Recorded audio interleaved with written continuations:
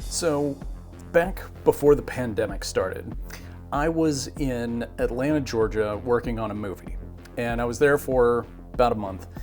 And I was, in my evenings, I was planning this little YouTube channel that I thought I might really want to make. And it occurred to me that maybe while I was in Atlanta, I should check and see if any of the people I wanted to interview were in the neighborhood. And lo and behold, somebody was.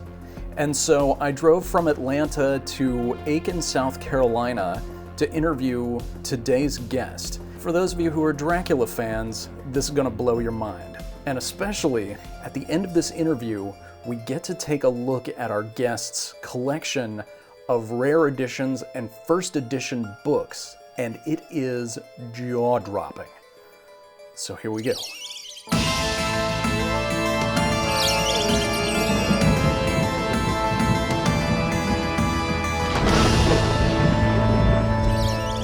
We are very lucky today to be able to talk with real vampire royalty, Mr. Dacre Stoker. It is a pleasure to meet you, sir. Well, thank you so much for driving all the way out here to visit me in Aiken, South Carolina. My pleasure to be with you. It is a beautiful little town that you have here, and you guys can't see this, but it is a gray, rainy day, and I did feel a lot like Jonathan Harker, going through the Borgo Pass to try and get here. We couldn't arrange thunder, lightning, and a full moon, but we gave you some mist and clouds and rain, though. Exactly. It's not quite Walpurgis night, but it was pretty close. So Dacre is the author of Dracula the Undead, which is a sequel to Dracula. That's it. And also the author of Dracul, which is the prequel to Dracula.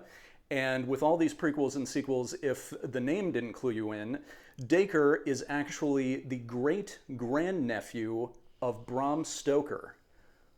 What is that like? Well, it's a little daunting. The more I get into this and the more I sort of figure out the impact that Bram has had on the world of literature, but also on popular culture.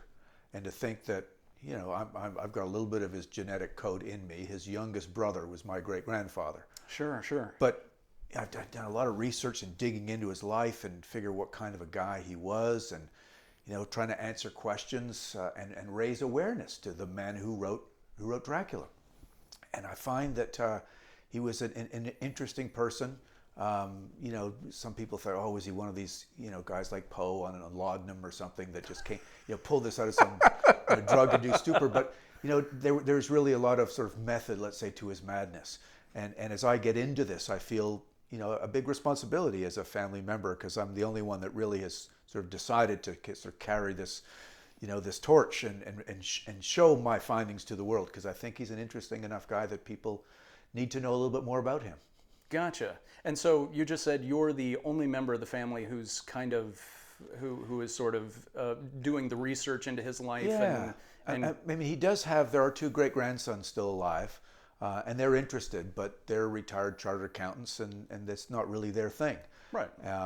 And of the 7 children in Bram's family, only 3 had offspring. Bram, and then one other, and that's died out. And then luckily, my side, Bram's youngest son, George Stoker, luckily had 2 children, one of whom was a male who came to Montreal, Canada, and started the Canadian version of that family. Gotcha. And George's daughter never did marry.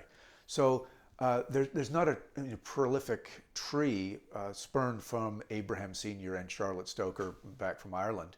So 1 minute you are mild-mannered Dacre, man about town, and then something happens and you suddenly become the scion of Dracula, pretty much. What was it that sort of made that switch for you from your normal life before to suddenly being like, oh, this is a mantle that I need to take up and preserve? Well, I think I've got to give credit to the process and those involved with doing the Dracula the Undead, Ian Holt and Alex Gallant and others that presented this to me. Otherwise, I would not have delved into this. I wouldn't have been a self-starter and say, okay, I've got to go this route and dig into my past. I was quite content to learn a little bit about it, Okay. But it was like these guys presented this project to get involved in writing the Dracula the Undead, and I wasn't just going to do it, on the periphery. I needed to get in, and they got it. And we also wanted to have Bram Stoker as a character in the story, so that caused me to dig deeper. Gotcha. And to get a hold of these great grandsons. One of my uncles living in Montreal was sort of the keeper of the papers in the Stoker family, and none of his children were all that interested at that time. So I did, and my wife is really interested in genealogy, so her interest spurred me on. We've got to get deeper and figure out, and every layer we went through, it just got more interesting. Sort of, through the rabbit hole, more and more things you find. And I guess it's a little bit but like my sporting background. You stick with something long enough, you work hard at it, you're going to get results. And I had that sort of tenacity to sort of just make something out of nothing, because I'm not educated in literature and that sort of thing. It was more I was a sportsman, and that was I sort of lived in the excitement of competing and achievement and going to the Olympics and all that good stuff. But this was sort of my Olympics. Was I'm going to be the one that finds out about Bram and go off to conferences and go off to sort of film festivals and learn from that aspect. Because I didn't sit around and watch. I did a little bit of Dark Shadows, but I didn't go to all the vampire films and that sort of thing. Right, of course. So I really needed to learn from scratch. And I think finding that lost journal in Noel Dobbs's home in the Isle of Wight kind of was that pivotal moment to say, well, here you are. You could take this or leave it. And I decided to take it and get pictures, taken of it. And Dr. Elizabeth Miller and I said, okay, we got to get into this.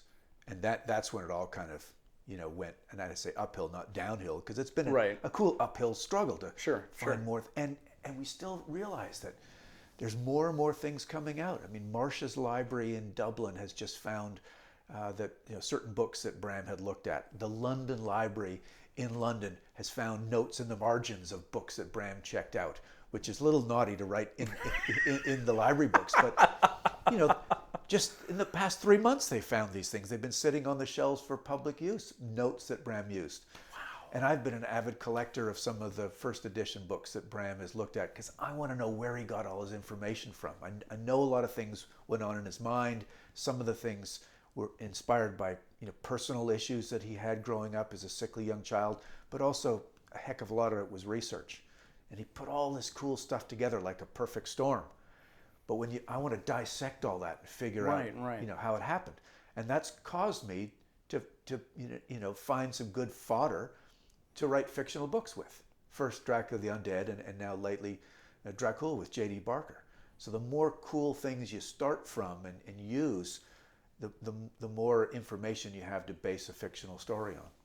So let me ask you this then. In going through, and actually we'll handle this question in two parts. First part, sort of dealing with Dracula the Undead. You and Ian Holt went and combed through the notes that Bram Stoker had written for Dracula. And in going through those for research, what sort of, like, if you could just give us an anecdote of like the type of insight that maybe sort of surprised you in going through those. Very organized, very methodically laid out. The thing that jumped at me was the similarity between Bram and myself, being a school teacher and a coach, him being a theater manager. He had the whole book day-timed so that dates and days were accurate. Oh, wow. So that all the traveling that different characters went through, the letters, this was done in the epistolary style, so letters, journals had to be dated right. It had to appear that if I send a letter, or Lucy to Mina, the time frame from when it was sent to when it was read was correct. The distance to go on a train, it just didn't happen like this. It was correct. And there were like times when trains would be pulling into stations in the book. And Bram did that in his normal life as the theater manager, so it came naturally to him. Oh, interesting. To do this, because he was responsible for moving all of the Lyceum Theater troupe to America 8 times inside America, and then all over the British Isles. So he did what he did normally in his book. And so, we think sometimes, oh, it's just this passionate, gothic, horrible, blood-sucking and sexual and all this stuff. But it was methodically laid out as the framework sort of for the story was all put perfect. And that's all evident in his notes. And that's the thing that really jumped out to me. It tells me a lot about Uncle Bram. So just in a follow-up to that then, do you get a sense in going over his notes in the journal as well, do you see certain things in him that you also find in yourself? Like, is there some genetic component about the way that you guys approach things, or creativity, or just that sort of minute amount of detail? Yeah, I mean, I do find that sort of attention to detail. He was a clerk in the Petty Sessions legal system in Ireland before being promoted to being the inspector of clerks of Petty Sessions all over Ireland. The first book he actually wrote was something he paid for himself to be published, was The Duties of the Clerks of Petty Sessions all over Ireland. Wow. Which was a legal manual that was used up until the 1960s. Wow. So he saw a need for something to work better. Gotcha. And, this was not too long after the feudal system of the British, doling out penalties and things to land workers and so on, that weren't too just. And Bram wanted to get it right, make sure everyone was consistent in how these clerks worked and how penalties and things were handed out. And so I see these very just type person, and I'm very similar and very anal and organized when it comes to making sure things are in their right place. Gotcha. And so on. But what's equally as important is the creativity can come and does come once that framework is complete. Gotcha. And so when I work on a book and bring in a co-writer like a J.D. Barker, who's got the great ability to sort of create mystery and sort of thriller and that sort of thing much better than I can, I'll create the foundation and provide the research, and then let him fill in and go with his much sort of stronger ability to write and weave a great story together. But it's got to start from a framework, and that's where my strength is. That's excellent. Yeah, and I think Bram was a lot like that, in that initially that creativity that Bram had was kind of stifled because he needed to do the job as the clerk. When his dad retired, right, Bram was the only one of the 7 kids that went to work while he was at university. Wow. So Bram was the breadwinner for the family. Father retired early because he was an older man. 3 brothers in medical school. 2 sisters were learning arts, all the proper things for kids to do, and 2 other kids were civil servants. And so Bram, while at Trinity, was also working and making the money for the family. I had no idea. So he had that sort of dutiful, role to play to earn the income, but get everything right. And at the time, he would sneak out and do theatrical reviews pro bono, but anonymously, to allow that creative side of his brain to engage. And so when he got the opportunity to work for Henry Irving and zip off to London, it wasn't until his father moved to Switzerland and couldn't say no. I was just going to ask if that was his then jumping into the theater was sort of like his, you know what, I put in my time, you guys are fed, I'm out of here. You're right. And initially he had expressed to his father his interest to do a play with this American actress Genevieve Ward that he had a bit of a crush on. And his father sent him this letter that's really quite famous in the family history thing. No, the theater is not a place for you.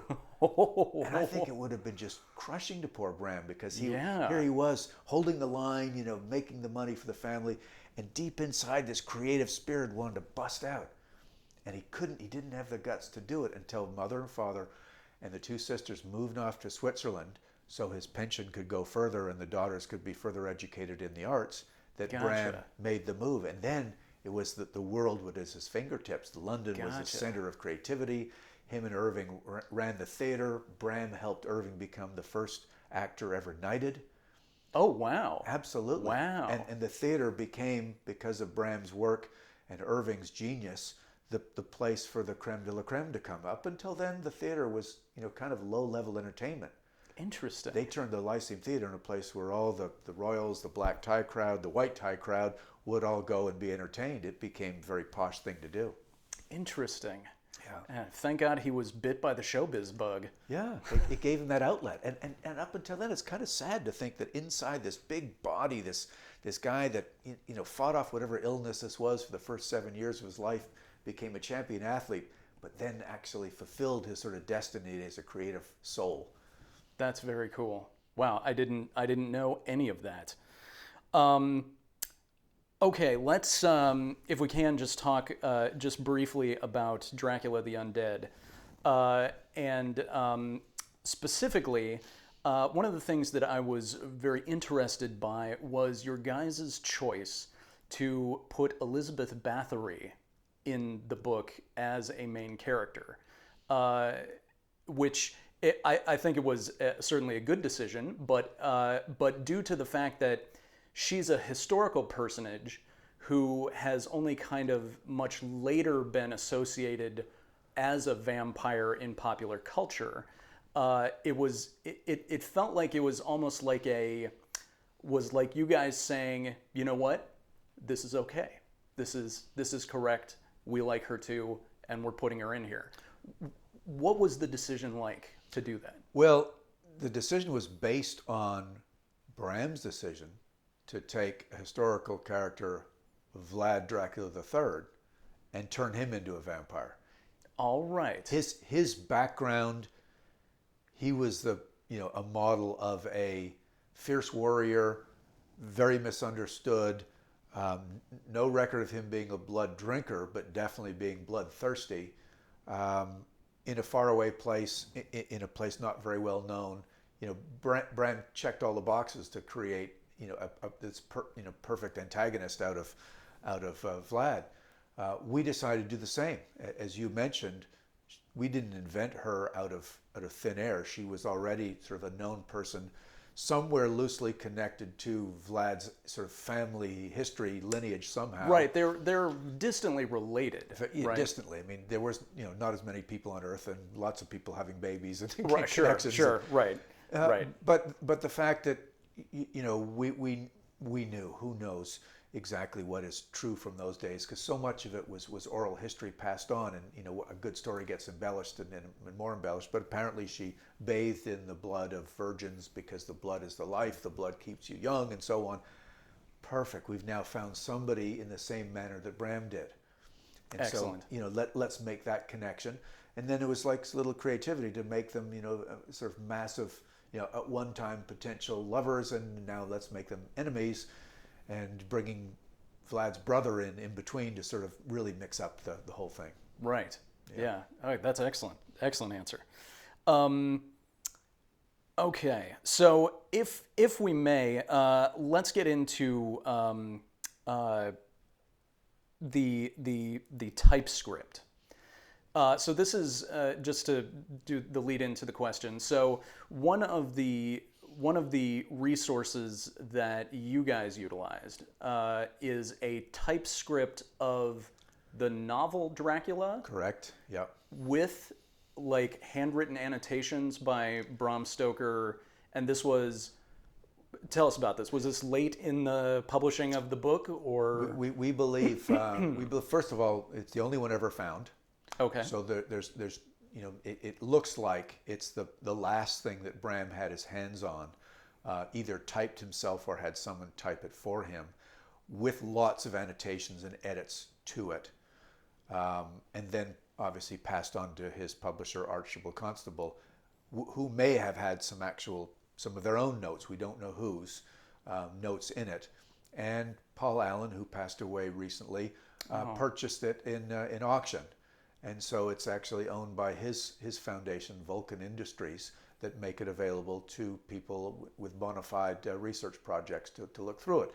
And JD and I decided this was something we need to see. JD got the invite, which was incredible, to go and look through it. We had about 2.5 hours to look through it. And what got my interest mostly was the things that were crossed out. Such as? Well, first of all, if it was crossed out, it means it didn't get into Dracula that we've all seen. And so I want to see things that don't make it in. And we were working on the prequel to Dracula. So what's interesting is the page numbers have been changed a number of times, and the first page of dialogue in the story start at page 102. So that means 101 pages somewhere are not there, and they're not in this typescript. And they're not in the novel that we've all read. They're not in the novel we've all read. 101 pages? Right. Yeah. So there's some Dracula's Guest in there. So yeah, and that's what I was looking for. I believed, and Les Klinger in his annotated Dracula had a chance to look at it, and he believed that the 17-page short story, Dracula's Guest, would have been one of those in there. And now I can say honestly that it was. Okay. And the reason is there was 3 of those sentences, or a couple sentences, that were crossed out that had events from Dracula's Guest that were in the rest of the text that Bram had to take out. Excellent. So that's confirmation that it was in fact. And one in particular was, and I don't know if your viewers of the podcast have read Dracula's Guest, but if they haven't, I suggest you read it. It's quite cool, and it's obvious that it's part of the early version of this. But what we're not sure about is when did it get taken out? Bram's widow, Florence, published it 2 years after Bram's death in the preface, along with some other short stories saying, I hope you like the story Dracula's Guest. It was edited out of an earlier version of my husband's most famous work. How lucky we are that she actually did that. I know that, because it is a story of this sort of Jonathan Harker-like character, but he's in Munich, and he's got a day off before the train takes him on to Transylvania, and he decides to take a carriage drive in the country, and long story short, he ends up in his town, and it starts to snow, and it gets cold, and he goes into a graveyard, of course, and hides in a crypt as he hears a wolf, howling, and he wants to seek refuge, and this wolf comes in, but it doesn't kill him. It simply lays down on top of him to keep him warm and licks his throat to keep him warm from hypothermia. In the typescript that's crossed out, there was this section, my throat, when he's in the castle Dracula, my throat is sore, and it feels like the razor-like tongue of the wolf from Munich.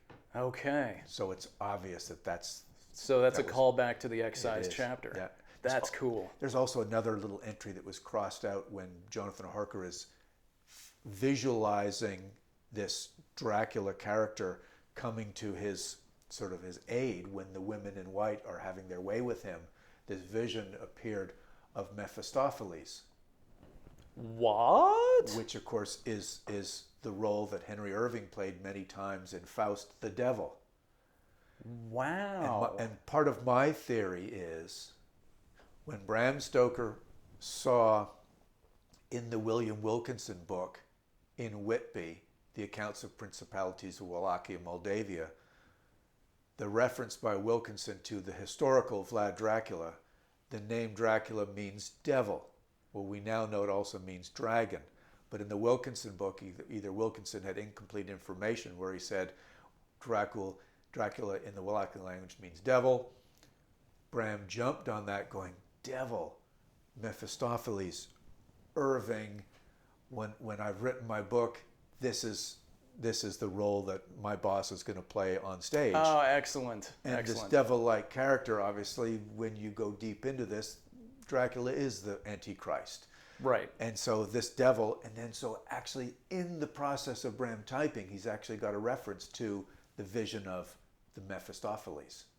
That's interesting. So, that taken That's out fantastic. for whatever reason, we're not sure. Right. And so it was really fun to look through this.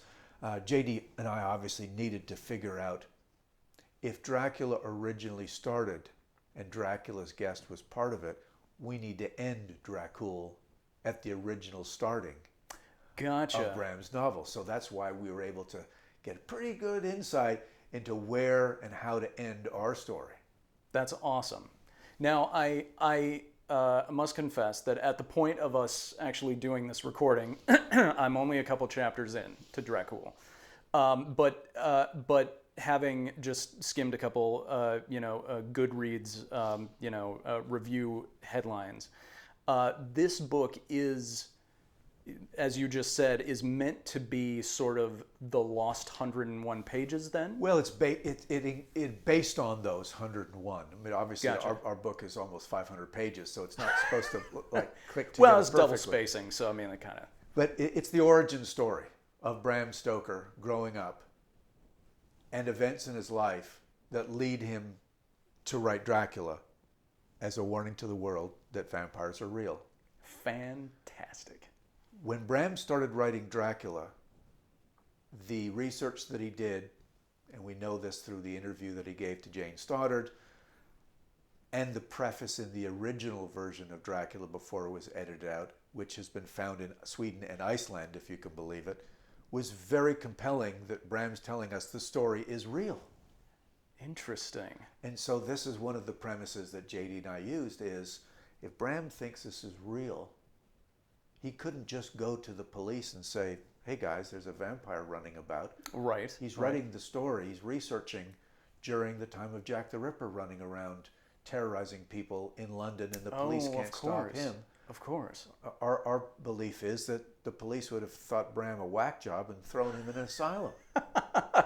Instead, Bram goes ahead and writes a story as a way to warn people. That's what Bram Stoker does.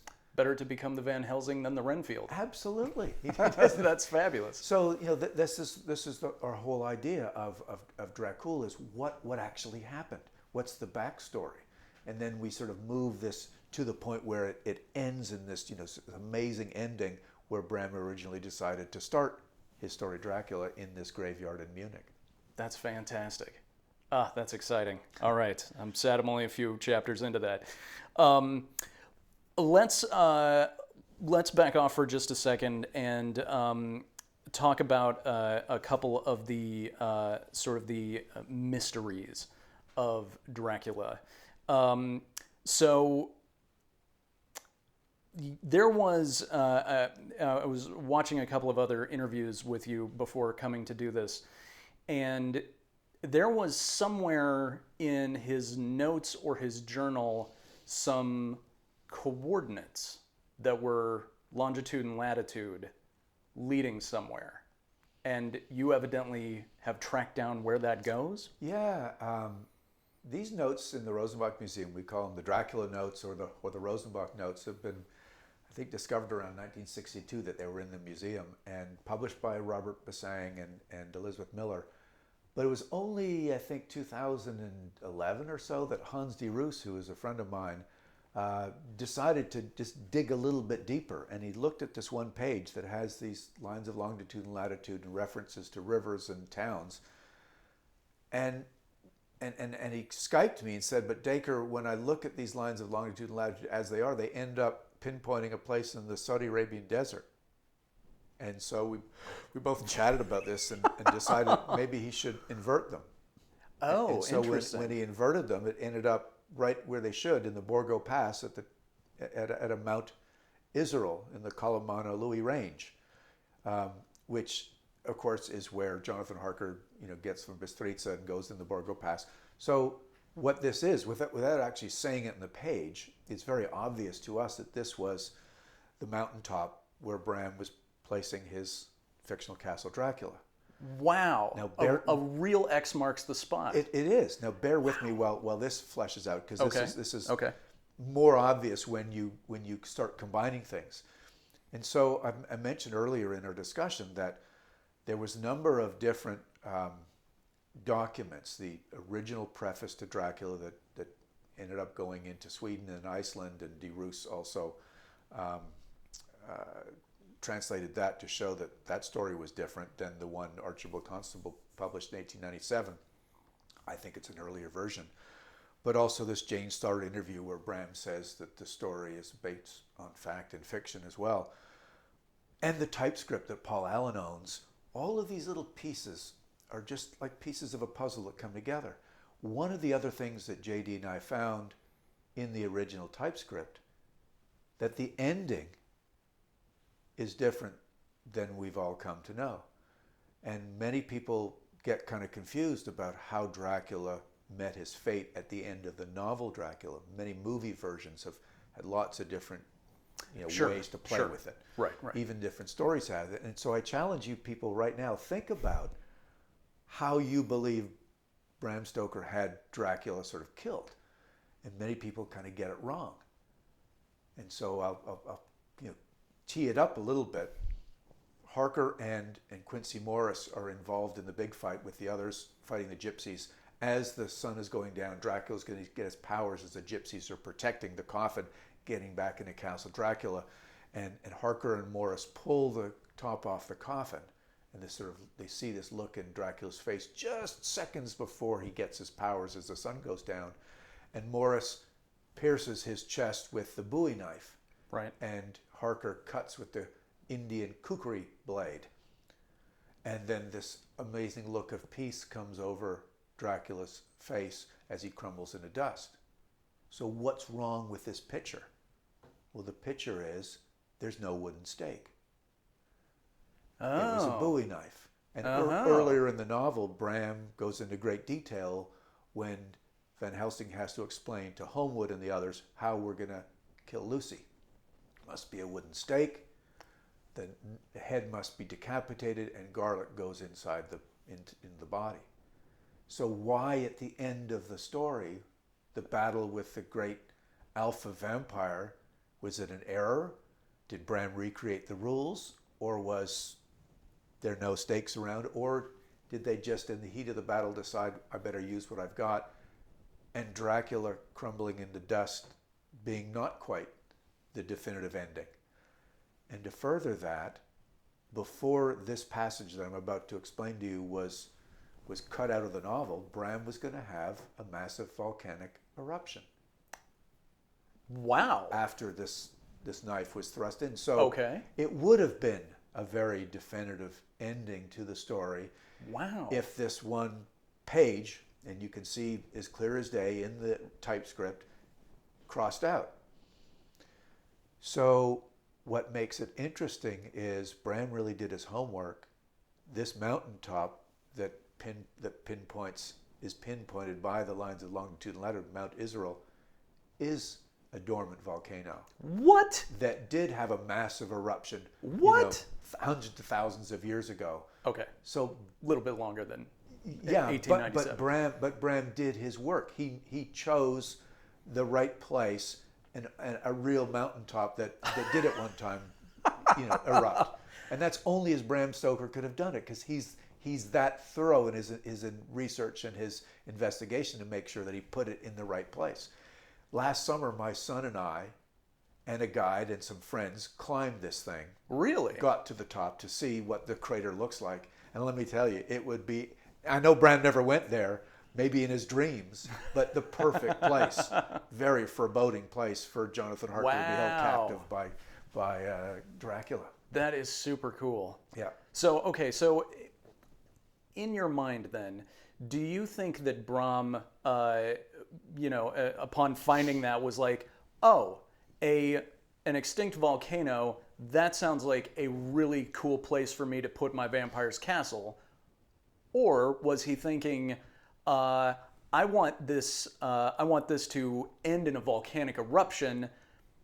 I'm just going to place this where there's an actual volcano so that if people ever go there, they're like, yeah, did this actually happen? Exactly. I think there's a little of both there.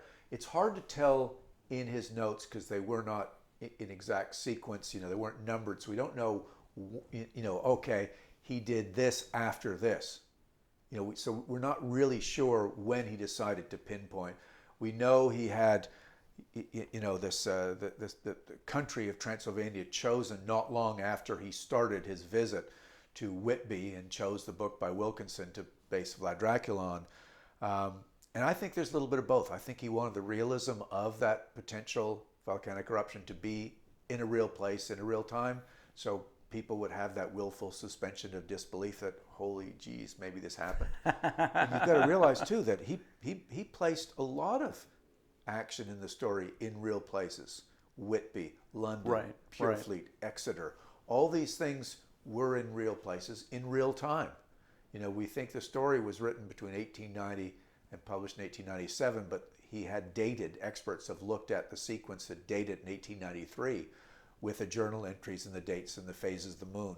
So it was like, holy smokes, this could have really happened, giving more reason for people to believe that maybe it was real. And that's what prompted JD and I to go, yeah, if it was, this is the story of Dracul leading up to it. That is fantastic. Wow. Okay. Wow.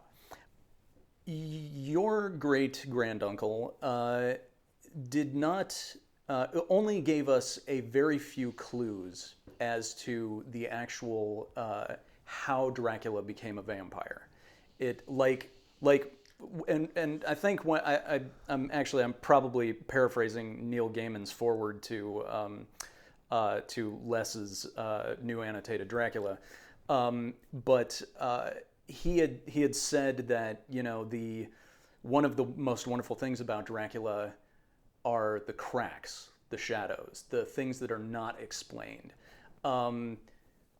This is one of the most maddeningly underexplained parts of the book. Yeah. And I mean, whether or not you've come across anything in his notes that would maybe point to possibly more to that story, what do you think? Is there, and I don't know, maybe this is going to be part of the next novel that you do or not, I don't know, but have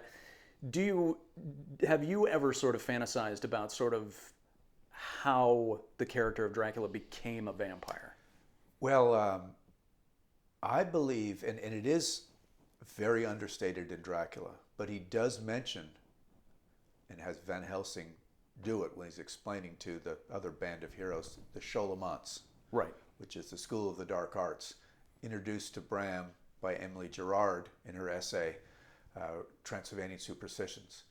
And I went ahead and hunted down a copy, the 2 volumes of Land Beyond the Forest by Gerard, and dug into this. And there's not much more in there other than, her reference in the essays, the essay, Transylvanian Superstition. JD and I had exactly the same frustration as you do. It was like, okay, Coppola did it a certain way, or Jim Hart did it a certain way in the very beginning of the 92 Coppola movie, and then Dracula Untold spent a whole movie on it, which I think was brilliant, because it was, it's like everybody wants to know. Right. And yet there's not a whole lot of detail other than, the School of the Dark Arts. Wouldn't this be neat up near Lake Hermannstadt, up in the mountains? There's a lot of superstition about thunder and lightning, and those people back in the medieval days didn't understand about weather patterns and thunder and lightning and so on, and rocks falling down and echoes and so on. So they sort of tried to go with something that made sense to them, that evil was happening and people would die by random lightning strikes. We know people climbing in mountains get those auras and their carabiners and things hum and so on. It's like, okay, if you are a believer of supernatural, that's some supernatural crap going on. Oh yeah, it's clearly magic. Absolutely. And I think that's where sort of Bram left it. And that's where he found it with Gerard and the Sholomants. So JD and I use that ourselves in Dracul. Oh, excellent. Without going into tremendous more detail. Sure. Because I think too much detail could be discounted if your detail is not great enough. I have a great interest in science, and I believe the 3 Stoker brothers who were doctors, my great grandfather being one of them, and we introduced Thornley Stoker being a doctor. And it's a lot of my viewpoint is scientifically, I want to prove this thing. It's like, right. I want to know how this comes from. And it's like, okay, how this happens. And lots of different people in Hollywood and places have dealt with the blood. How can a body transfer from living to dead, and so on and so forth. And of course, Shelley does this in Frankenstein, which is, it's really incredible. It goes into the mind of how does this happen. And so, my mind is that there is some conversion, and Bram's not going to go into the weeds about that because there's just too many details and it could be too easily discounted rather than, hey, this is unknown, it's supernatural. Right. And it will let these worries manifest themselves in your mind. And that's, I think that's enough, because again, we don't want it to be explained too much. It's discounted, much like Maybe Bram decided to flip the lines of longitude and latitude around so people couldn't find the castle. Because if they find a castle like Bran Castle, say there's no vampires in there, then the whole story is not true, rather than that possibility exists if you can't explain it. Interesting. And this great quote in the novel that I just love: there are mysteries which men can only guess at, which age by age they may solve only in part. To me, that's one of the strongest quotes in Dracula, and it sums up really the answer to this question. We can't solve it, but it's still out there. Maybe one day we will. That's fantastic. Do you ever look at the fact that here you and your co-writers have taken all of these sort of disparate pieces of information, gathered them all together from the books that Bram Stoker was known to have read from, to his own personal notes, to the journal, to any information handed down by the family, and gathered them all together in order to get a sense of the man, which is almost exactly what the characters in Dracula do for the back 2/3 of the book. Exactly. And they're, in fact, Bram seemed to have this sort of obsession with, bringing everybody's accounts together into one place where we can get the whole picture. Do you feel like you're sort of walking in the footsteps of... Absolutely. I mean, that's the gist of Dracula, of sort of making a logical whole, is the same thing that I've been doing with the different writing partners. It was an amazing relationship with JD to sort of, we've got to think and get into Bram's head. The Lost Journal did something, reading his other stories. JD also did something really cool. I have not done it nearly as much as he has, but he got Dracula on Audible and did his daily jogging with listening to Dracula to get into the cadence of Bram's writing and the sort of the phrases. Excellent. And wanted to be able to write Dracul in a similar sort of style, not just on the page, but the way you hear it. Gotcha. I'm a more visual guy. JD's obviously more audio. But the combination came out, in a really cool way. Bram was a painter. He was a founding member of the Dublin Painting and Sketching Club, and Bram then described things sometimes far too verbosely because he was wanting to get everything just right. And so that, it's funny how that's been passed on to me in a way. And it's not, I'm not a direct descendant, but it's still some of that desire to kind of, in a way, bring people together in sort of a way to build a consensus. Hey, this is how we have to do it and move forward. I think Bram was a consensus builder. That's his style, and I think I'm very similar, and even out of my Dracula world, do the same thing. Not just stand up and say, okay, guys, this is how it has to be done. That's why I like working in a collaborative way, bounce things off guys. What do you bring to the table? What do I bring to the table? Let's get this story done with the strengths that we all have. That's a beautiful sentiment. That's really exceptional. Branching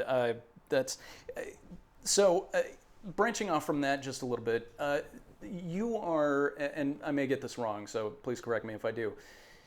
You are the head of the Bram Stoker estate. Manager. Is that true? Manager. Okay. My wife and I Thank you manage for correcting me. the estate. The heads really are the two great-grandsons, who are the direct descendants that are still living, and they've got offspring, but that's right now these two retired chartered accountants that do own the intellectual property of Bram Stoker, which means, in reality, since Dracula is in public domain, there's no rights to be sort of harnessed, but there are certain things that can be used and sold for advertising, for different things. Bram's unwritten stories that are still in copyright, like the Lost Journal, when that was actually published in 2012, published in England, there's 25 years of copyright of that material. Gotcha. But Dracula went public domain in 62, 50 years after the author died. Other things that get found do have copyright protection. Gotcha. So we exist to not only protect Bram, but also to promote him. Right. And to promote him in the right light. So that's really what we do, and we look for opportunities to. I mean, there was an Audi commercial recently, which was kind of cool because they were really big on their bright lights, and so they capitalized on this wonderful line, which I won't get right, but it was there is darkness and there is light. You are the light in my life as the bright lights of Audi come on. So things like that we think is pretty cool, and they That's ask us awesome. for permission and so on, and want to make sure that they get the quote right, and they do actually credit Bram. That's fantastic. So, out of the entire population of people on the planet, you are obviously in a very small club in the fact that you are part of an estate from someone who is considered to be one of the great literary, contributors of the last several centuries. So I would imagine you probably have a very interesting opinion of the public domain itself. Yeah, I think it's interesting when you look at sort of the process of how that happens, and at what time does something that one of your relatives, what they have created, does it go public rather than remain private? And in a way, greed obviously factors into that, and you wonder, oh, shouldn't it be proprietary to the family only forever? But on the other hand, you look at, I don't think Dracula would have been so, published so prolifically around the world if it hadn't gone to public domain. And the fact that the book is never been out of print, published in, I don't know, nobody has a real accurate count of how many copies and how many editions. On the internet, people try to do it, 30, 50 languages, who knows? But it's all over the world. Would that have been the case if they had to pay royalties to Bram's family? Very good point. Very good point. Who knows? People adapt it. And so when they adapt it to the stage and to the screen, they don't have to go pay somebody to adapt something if it's in a public domain. So in a way, it's a good thing that it's public because it's been allowed to spread, and many more people can share the wealth of the creativity of those that then take and adapt and are inspired by it. So that's another way of looking at it. The Stokers did just fine. One of the cool stories in the family history is that the money that Bram Stoker's widow had and was able to spend on her family helped to buy these cottages on the Isle of Wight for the family to relocate during the bombings of World War II from London. Oh, really? So they were able to... Dracula may have saved your family's life. Yes. Wow. Isn't that bizarre? Wow. Yeah, but they believe that to be true, and that they were able to buy these cottages and renovate them and live there, and they still do to this day. This is one of them lives there and one is vacation place. But that is outstanding. Yeah, which is even weirder when you think of Nosferatu being the knockoff. Yes. That was yes. the German Prana Films, right? And that Florence Stoker did go and, with the help of the British Writers Guild, sue them. And it was the Germans that were doing the bombing. So it was like very kind of weird, surreal way. Not in the right order, but right, yeah, right. Exactly. Interesting. Wow. Yeah. That just completely blew my mind right there. Okay, just our last couple questions here. Probably the most important one. Is there anything that in the voluminous amounts of research that you've done that has sort of been a thread that your mind has grabbed onto that is saying, maybe this is my third book?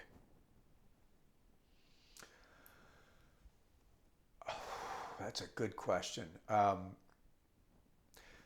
lecture series that I do, which is really a keynote presentation, has brought me, covered a lot of the world. And I think there's a story there, plus the fact that my son, who's now doing his master's in literature at George Washington, has gotten very interested since we've been to Ireland, looked at some of our roots, and climbed, been to the mountain, Mount Israel, climbed that he's getting interested. Oh, great. That's great. And he helps doing a lot of my editing for me. That's great. And as much as there was a sort of a gap between Bram Stoker, his son, his great-grandsons, who are sort of not quite as interested as we are, and myself, my wife picking up, and now our son is getting interested. I'm thinking that something is in the works for us to do our search for Dracula. That's awesome. And I've started listing all the places that I've been and the things that I've found, the people that I've met who have helped me, who have been interested by it. The fellow at Marsh's Library who's discovered these entries in the book, the fellow at London Library who's discovered the notes in the margins, going to the guy in the Midwest who's created a Brian Moore, a Bram Stoker bronze bust. All these different people I've met, there's a story there. I'm not exactly sure what it is yet. For sure. I'm an avid fly fisherman, and one of my favorite books is 100 Places You Need to Fly Fish Before You Die. And there's something about, maybe 100 places of involved in Bram Stoker's Dracula that you may be interested in, or as interested as myself and my son Parker are. That's sort of in the works. That's fabulous. There's also some room when you get to read and your listeners get to read Dracul, there's some room at the end of that to continue the story. Dracul ends in 1890 with Bram deciding to write Dracula as a warning to the world, but there's still 7 more years before it's published. Sure. So I've got a fiction and a nonfiction still in the works before this chapter is done. Very good to hear. Yeah. That's very good to hear. Yep. Excellent. So we can look forward to more. Hopefully it'll get done. Yep. Excellent. Okay, so apart from that, you are also guiding tours to Transylvania now? Yes. How exactly do we go with you to Transylvania? Well, I guess the best thing is check out my website, dacrestoker.com, because I do lead usually twice a year, in June and then in September, to go to see some of these cool places. I sort of coined the phrase responsible vampire tourism. To take people to the places where Vlad Dracula was and show his life and his castles and the places where he impaled and so on, but also go to the places where the story took place. Excellent. And if you have enough vim and vigor and want to climb Mount Israel with me and others, we'll take you there. But you need to be in pretty good shape to go to that. So, gotcha. The best thing is go to the website and check out the links to the tours there. It's a lot of fun, and it's a beautiful country, and they still love North Americans there, and our money goes a little farther than it does to go to other places in Europe these days. All right, that's fantastic. Well, we'll be sure to put a link right down below there. That's fantastic. Yeah. Okay, so before we wrap this up, there are 5 questions that I ask every guest, sort of right at the end. Okay. The final 5, and the first one is always, what was your entry point into the vampire genre? If anyone has an excuse to get out of this question, it's certainly you. So if you don't mind, I will replace this with a different question. What would you say is your favorite vampire movie not about Dracula? It was the early one that I watched. I was at boarding school. I'll never forget it because I really didn't quite get the significance of vampire movies in my family. But it was the Fearless Vampire Killers. Oh, Polanski's. Yep. Yeah. And it was like sort of out of the blue, and it was like, okay, this is really cool. I guess, I was like 12 years old or something when I saw it at boarding school. Everybody sitting in the hall. I thought, okay, this is neat. And that was how I got into it. And then I think after that I started watching Dark Shadows every now and then. I came back from All right. On holidays would watch that. So fantastic. Yeah, that was my entree. Oh, that's a great now, answer. of course, as a kid growing up, I watched The Munsters and The Addams Family, which were good spoofs on it. But that was sort of really family-oriented stuff to sort of get me rolling. Right. Yeah. Excellent. Okay, question number 2. What's your favorite thing for breakfast? Not Count Chocula. I get answered that an awful lot. But I love scrambled eggs. All right. Yeah, scrambled eggs is my thing. Yeah. Right on. Yeah. Okay. Question number 3. Do you have any habits or superstitions that come into play when you sit down to create or write or work? I like to be in the mood.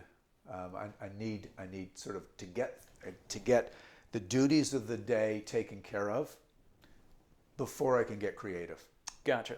So I've got to go through my notes, what I have to accomplish to meet my needs and needs of other people that I interact with. Once that's done, then somehow the brain kind of like relaxes and I can get into writing and getting creative. All right. That's my little ritual. Okay, that's cool. Question number 4. If you could talk to any other vampire creator, be it novelist, director, actor, anything like that, what would you talk to them about? What sort of question would you ask them? I mean, it would be a dream to sit down with Stephen King and just talk about Salem's Lot. I mean, that story was one of the first that I read about a vampire, and he's just so out there, and he had such an impact on me when I was in college, high school and college, reading some of his other stuff, and then Salem's Lot. It was just like, where does this come from? You know, I mean, there's so many quotes and interviews I've listened to about Stephen King. I mean, on one hand, it'd be scary, but he's also just so influential in the whole horror genre that I'd love to sit down with him and chat. That would be, you know, we know how much is made up. I mean, so much of the stuff I go back to Bram, his personal experience versus his research and his methodical thinking. How much Mr. King has gone through in your mind that is from personal experience versus what you've researched or what you think is going to scare the living daylights out of us. I would actually pay good money to see you and Stephen King sit down across the table from one another and talk to each other. That would be so cool. Yeah. See if we can put that together. Okay, so question number 5. Which actor was your Dracula? You know, I get asked that a lot, and I can't get pigeonholed into one because my top 3 is Lugosi, Lee, and Oldman, and they were all different eras. And so totally. At the time, Lugosi was this groundbreaking sort of creature of the great language. He sort of focused everything on this Eastern European, you know, guy with the medallion and the dinner suit. But then Lee was so foreboding and so wonderful and just magnificent. And then Gary Oldman took it to another level. But of course, he had he had a costume department. He had some CGI. He had lots of makeup people. True. So in their own ways, I mean, there's plenty others, but those 3 really stand out as just, you know, special guys that did an amazing job on stage with what they had to work with. That's excellent.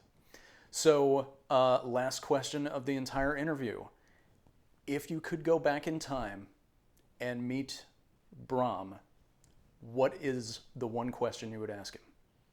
One question and one question only. It's a very short time machine. Yeah, no, it is. It would be, how did you recover from your 7-year childhood illness? Oh. It's still a mystery. Yeah. You know, it's like, we know he was sick for the first 7 years. JD and I played with this in our story. Right. My feeling was it was respiratory allergies, and he grew out of it and also moved out of it as they moved locations. Sure. But that's still, you know, speculation. To become a champion athlete.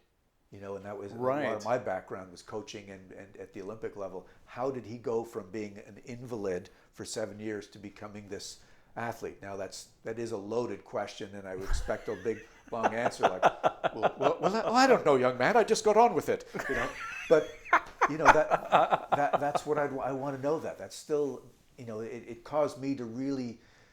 You know, that was the basis for starting Dracul the way we did. That, you know, maybe supernatural interaction. But the other part of my life was, you know, looking at guys like Lance Armstrong and Ben Johnson, all the other guys have been caught doping and becoming these super athletes. What happened to Bram? They became a champion athlete. Could it have been some supernatural blood that got into his system to give him the strength of 20 men? Interesting. Yeah. Interesting. Well, thank you very much for taking so much time and opening up your beautiful home for us to come and talk to you about this. Yeah. And everyone, please go visit dacrestoker.com, and we'll have a wrap up about the 2 books here right after this. You're most welcome. Thank you. I think I could listen to that man talk for hours. The tonal quality of his voice is so comforting, yet so interesting at the same time. But like I promised at the beginning of this, we're about to take a look into the Dacre Stoker collection of rare books. And this was a surprise to me. I didn't know we were going to get to do this, but I got there and he just had these out ready to show. So I think this might be a YouTube first. especially for you Dracula fans, we are about to see some stuff.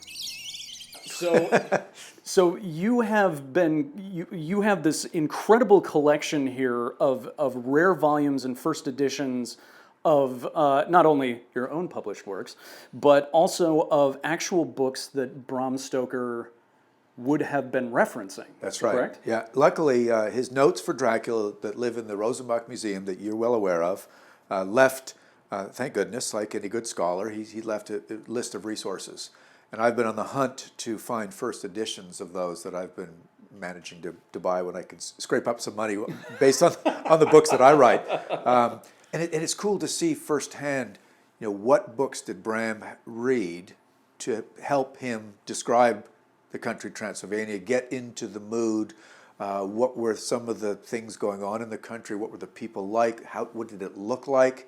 What were some of the superstitions and things?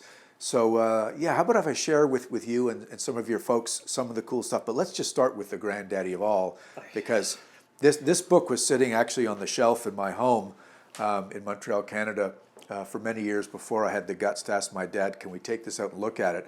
But as I open it up, you can see it's the first edition of Dracula, 1897, Archibald Constable, and it's inscribed to my dear mother, Abraham Stoker, 25/5/97. So this was actually out 2 days before the actual published date of Dracula, given to his mom.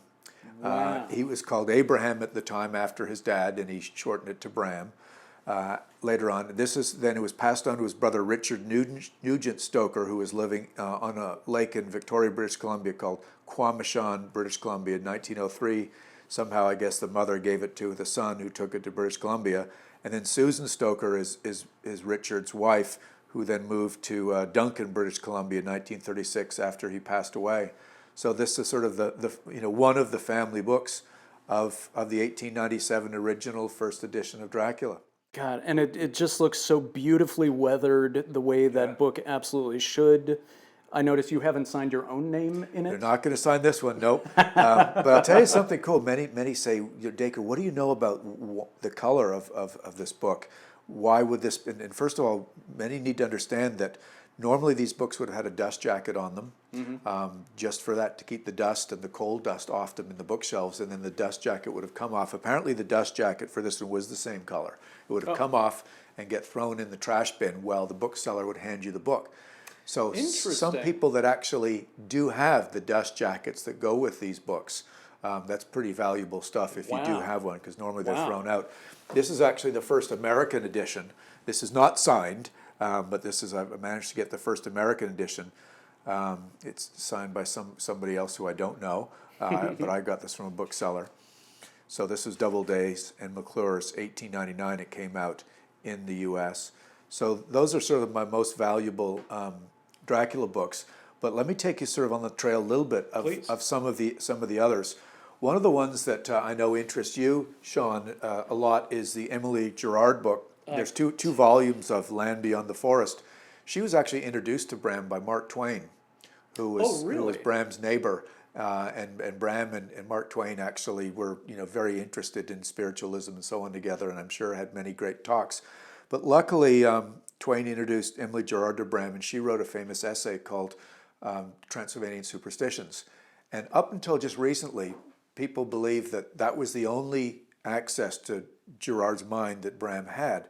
But recently, the London Library actually found that there was 2 volumes of this book in the London Library that Bram checked out. So he didn't just look at the essay that came out in a magazine called The 19th Century, but he actually had access to this book. The whole thing. The whole thing. And what's really interesting about this, Sean, is that one of these pages actually shows the sketch of what was then called the Castle of Tursberg, which of course is Bran Castle in Brasov, which is what many people believe to be the model for Castle Dracula. So he was actually looking at this exact illustration at some point. Yes, I believe so. Wow. And there's another book that has a similar, this is the Magyar Land, called Travels Through the Snowy Carpathians by Miss Elizabeth Macchiarelli. And in this book, there's also a sketch of this very impressive castle, Bran Castle. And if you, your listeners and viewers get interested to reread the description of Castle Dracula, it looks to me that Bram was looking at this picture and the other sketch, and that's how he wrote it. Bram was, as I mentioned earlier, an artist, and so a visual guy is going to look at something and have to describe it. Right. But most importantly, he needed a place for it, and Brasov is not the place where Jonathan Harker visited. So let me direct you to this map that is in the Charles Bonner book called Transylvania, Its Products and Its People by Charles Bonner. And I've unfolded this map. It's still attached to the book, so we've got to be careful with it. But in this book, we actually have a map of Transylvania, and it has the lines of longitude and latitude that we mentioned that in one of Bram's notes, he actually pinpointed his Castle Dracula. And if we pull out the magnifying glass, and I'll find it for you, and you could actually see and zoom in way up here, we actually see the word Borgo Pass. Let me just focus on that. Okay. And then just over here we have the it's the Kellerman Izovar, or Iserol is in the English language how this is pronounced, and this lines up perfectly with the lines of longitude and latitude that Bram had in his notes. And this mountain right next to the Moldavia border is dormant volcano, and this is where Bram actually set his fictional castle. And if you look a little bit to the left, you see Bistrica. This is the other town, the launching off point really for Jonathan Harker to get into the carriage to go up through the Borgo Pass with Dracula on that night where he was then held captive. Wow. Yep. And so if you backtrack even more, this is Klausenberg right down here is the other town that was mentioned when Harker came from Budapest in the train to Klausenberg and then to Bistrica. Bistrica gets in the carriage and goes up to the Borgo Pass into Mount Israel, and he does not mention Mount Israel in the book, but we know that it is. And now we were talking about the Scholomance. Can you sort of point out where in Transylvania that dark school would have been? So Emily Gerard did her research on all over Transylvania, many different superstitions, and she found that near Hermannstadt was where this School of the Dark Arts. Now, unfortunately, this map doesn't show any School of the Dark Arts. That's too bad. That's too bad. Too many people would probably gone to try to enroll. So instead, it's obviously a secret place. Someplace up in the mountains, this high mountain lake. Near there is, as we say, the School of the Dark Arts. Let me point out a couple other cool things too, as well, that pop up in Dracula. Although we know Bram didn't actually invent vampires. One of the things he did was put many pieces together. And one of the things that he did was he took some existing superstitions, and a guy that was really interested in superstitions was a Reverend Sabine Baring-Gould, who wrote about a number of things, one of them being Curious Myths of the Middle Ages.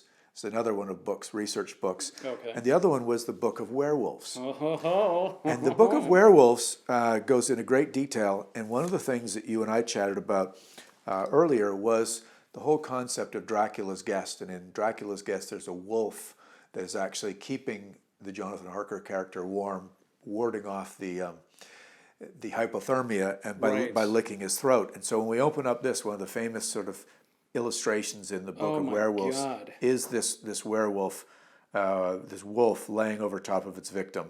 Wow, look at that. And I think that probably had something to do with it, as well as obviously the rest of the stories, the account of terrible superstition. Isn't that wonderful? That's excellent. Because Bram actually has his Dracula, morph into a wolf in the story. Right. In Whitby, he's a black dog. He's also a bat. But the scenes in London where he's the wolf and pals up with the wolf that escapes from the London Zoo. Right. So multifaceted sort of character. Another book that I have is one of Bram's earliest stories. This is the story called Under the Sunset. It's a children's book. I didn't realize he wrote a children's book. Yeah, in typical fashion, some horror stories for children. And one of them was heavily influenced by Bram's mother's stories that she told him. And one was of the cholera epidemic that swept through Ireland in 1832. And one of the stories that Bram wrote, this one, it has an illustration. Let me just get to be very careful with this. of the invisible giant. And this is the invisible giant. And many Oh, scholars wow. believe that this story was inspired by this sort of invisible contagious disease, the cholera, that nobody knew what was spreading it, how it was passed on, so many people dying by this sort of invisible thing that was just killing people. Of course, they knew later on that it was the water, and the contaminated water that would pass it on.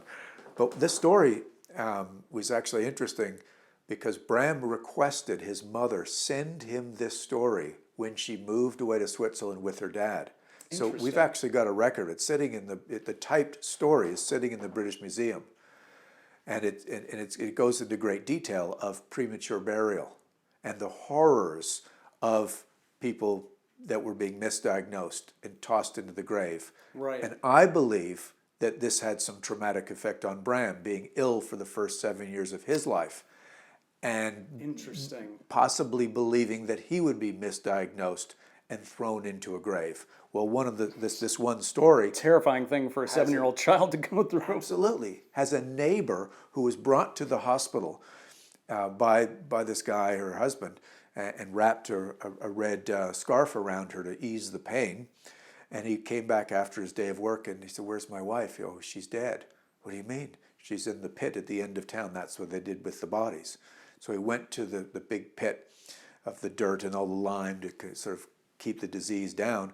And there was this red scarf, and he went to pay the last respects, and she wasn't dead at all. And so he helped her, dragged her out of amongst the dead. So imagine a little boy at 7 years old hearing that, and then years later you do your research in all these other books, and you write Dracula, one of the great stories of the bodies coming out of the dead. Right, exactly. It all comes together, doesn't it? Like a big puzzle. Wow. And this is an incredible number of pieces of the puzzle that you're accumulating here. Do you know of, are you the only person who has all of these particular books in one collection? I'll tell you one thing. The London Library in London, England, have just discovered that they have them too, which is really interesting. Recently, within the last 3 months. Are they still being checked out by people? Well, one was out actually. Yes, they were available, but they've now removed them from general circulation. That's good. That's great. And, I'm actually heading over there in February to take a look at them and help sort of let's dig a little bit deeper, because what they've noticed is that Bram actually wrote in the margins and some and underlined things. And the curator has cross-referenced these markings to the Dracula notes and the novel Dracula. And so Robert Bassang and I are going to go over and help him do some analysis on this to verify that these 28 books all came from their library and are all sitting there now safe. But that's fantastic. The common man could have been, up until a couple months ago, looked through the same pages as I've done right here. So they're all a great collection there, and I'm sure others who are as interested in I may be doing the same, but I don't know of any other people that are. All right, so let's take a look at your collection here of your published works. Well, this is Dracula the Undead. Came out in 2009. I like what they did with this cover. For instance, they've used the same sort of font. It's reminiscent. It is, and it's the opposite. You know, the other one was the mustard yellow cover with the red writing. This is the red. And so this is the sequel story. This is the continuation of Dracula, but 25 years after it ended. Right. So Ian and I needed to come up with a cool storyline, and the young child that was born at the end of Dracula, Mina's baby, is sort of questionable origin. Was it Jonathan Harker's baby? Was it Dracula's baby? Was it whose is it? Right. And so we delve into that in this one. During the writing process of Dracula the Undead, I actually found the real journal of Bram's, and you can see in the back the publisher has put some of his handwriting on it. That's gorgeous. And in the beginning of every chapter, there's actually a little bit more of the writing that you can see. This one's called Child's Love. Oh, yeah. Handwriting is really difficult to sort of get through. And what we've done is, throughout the story, we have taken turns, Elizabeth Miller and I, of writing commentary on the chapter where we've grouped things together, and then we've actually put every single entry, like for instance that what you just saw here in the with handwriting is actually typed in italics, so you can read as best as we could read and translate. And so some of them are very short little entries, and some are much longer. And then luckily we found some great family pictures at Trinity University and other places. This is Bram's mother. That's his brother Thornley, who ends up in Dracul. This is one of his sisters. This is another one of his brothers, and another brother, another sister. That's fantastic. So yeah, and these are some of the medals of my grandfather. Oh, This is an athletic tankard that Bram actually won for all-around athletics at Trinity. wow. Here's my grandfather here. This is actually Noel, Bram's son, and this is Bram's wife right there. These are some very good-looking people. Yeah, they were pretty good-looking guys and gals. So this was a cool piece of work, and it gave me great insight into Bram. Helped me write this book with J.D. Barker. This is Dracul. It just came out in October. It's as I said, the origin story of Dracula. One of the cool things about this is that the publisher actually put something very cool on the spine, which is a cool little reveal. This is actually a piece of art that Methodical Stoker, Bram's brother, drew. Really? And she's a character in the story. She was an artist, and we actually got them. If you look really closely, you can see that these are actually snakes all intertwined in this design. You can kind of maybe see it down there a little bit. There's the snake head. So his sister Matilda, you said that she was studying fine art. Yep. So this was something that she drew specifically for him? She didn't draw it just for Bram. She just drew it, and It's just one of her pieces. Yeah, and it made its way into a magazine that we found and decided to have it digitized. That is super cool. And we gave it to the publisher, and they said absolutely. But one of the cool things here is you've already realized I like my maps, I like my details. Oh, yeah. This shows where all the action happened in Dublin, Ireland during the time of Bram's life, and then the rest of Europe. So the action actually gets people onto Germany, where Dracula's Guest happened, and then of course Transylvania. And one of the other cool things to point out is that the book's been published or will be published when it's all done in, I think, 24 different countries. But the British did a fun thing with the cover. You know, I never really questioned cover art, but it's very, very Ed Gorey to have this sort of look on this version with a little different grays and blacks. I think is really quite Oh, it's absolutely apropos. Yep. So that's Dracul, which great review so far, and if everything goes well and lots of people buy books, Paramount has bought the film rights, and Andy Machete is attached to direct it. So, you know, fingers crossed. Let's buy up some more of those books so we can get the Paramount movie. There we go. Hopefully they'll do a good job with it. That's fantastic. Oh, blew my mind several times. During the interview, seeing those volumes, like the actual books that Bram Stoker was looking at in order to come up with Dracula, I never thought I would see any of those up close and in person. Still, like years later, after having done this interview, I'm still, and another thing that, you know, I want to say about this interview is that this one was the first one that I did, and a lot of time has passed between then and now, because I'm probably one of the dumbest YouTubers in the world, because I spent years prepping for this channel. But he was the first interview that I did, and because he was so warm and so inviting and just an absolute gentleman and a complete pleasure to talk to, it really made me feel like, oh right, this is possible, and being able to like talk to him about all the questions that I've always had and get answers that I'd never heard before. I was just like, okay, great. I now have the confidence to be able to go and talk to people of Dacre's caliber and find out, you know, from the source, you know, creators who I absolutely love, find out their process and hear what makes them tick and that sort of thing. So